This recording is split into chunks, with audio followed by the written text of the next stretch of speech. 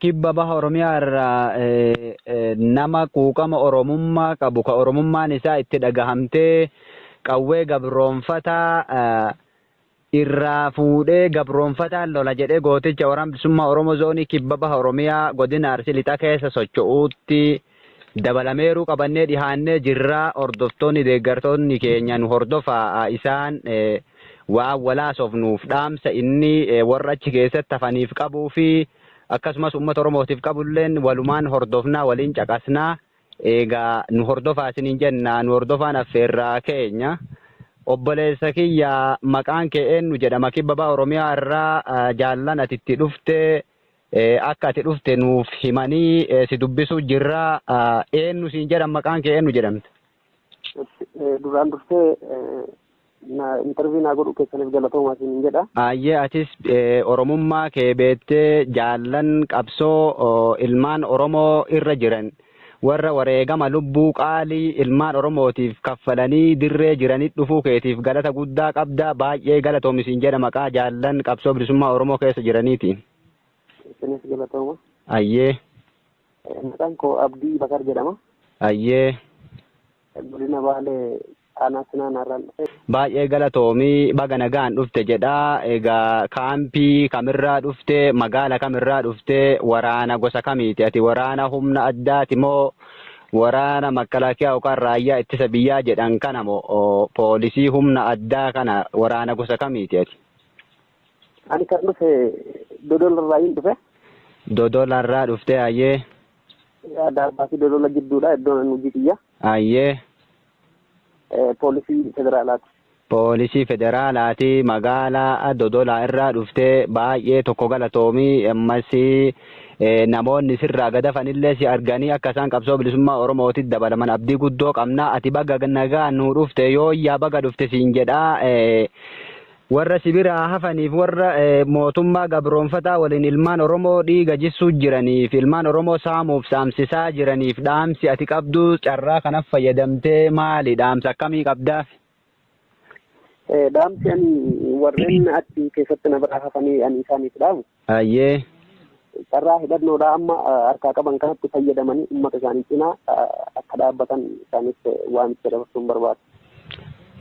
Qawwee harka diinaatti qaban qawwee diinaa qabatanii diinaaf harree ta'anii diinaaf ergamuun jiran kana akka isaan gara kana dhufanii qawwee kana diina isaaniitti deebisanii uummata isaanii bilisa baasan asumaan dhaamaafi jetta. Ayyee kaa galatoomii obboleessa kiyyaa baga obboleewwan kee dhiiga kan kee kadiinni wal ajjeesaa jedhee leenjisee si hidhachiise sana ani obboleessa kiyyan ajjeesuu diina kiyya ajjeesa jechuun baga nagaan nu dhufte siin jedha.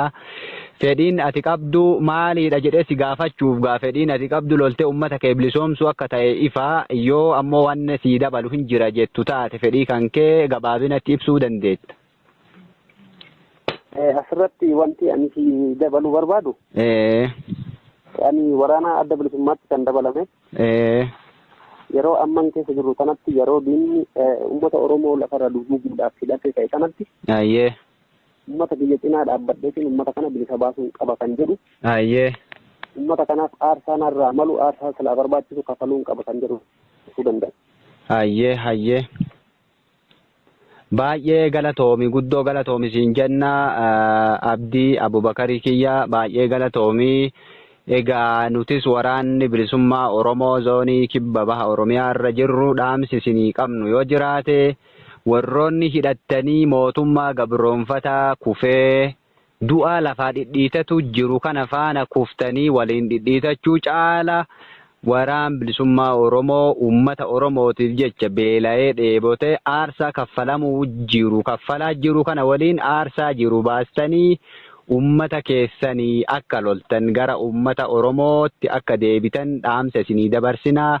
Hidhannoon diinaa isin baattanii loluu jirtan boru seenaa fi seeraafilleen isinii hin toltu.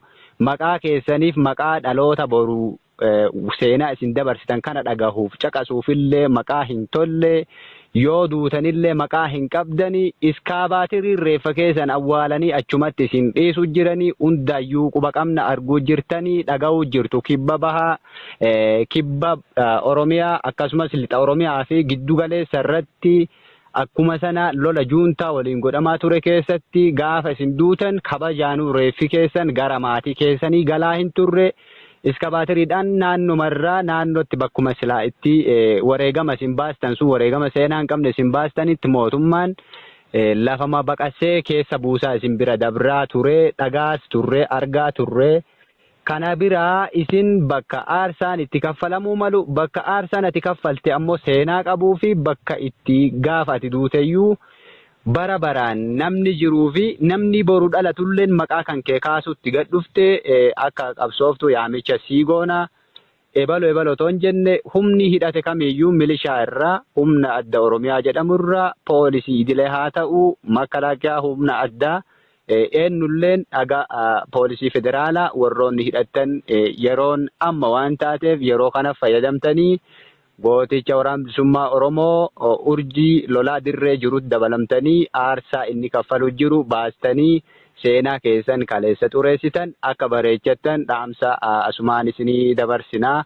Injifannoon uummata Oromoof haa ta'u gooticha waraana bilisummaa Oromoo zoonii kibba baha Oromiyaa koonyaa Arsii lixaa irraa injifannoon uummata Oromoof gadaan gadaa xumura gabrummaa. Galatoomii horii bulii fayyaan haa ta'ii bara gaariis haa ta'u obboleessa kiyya. Fayyaa ta'aa horaa bulaa. Ayye.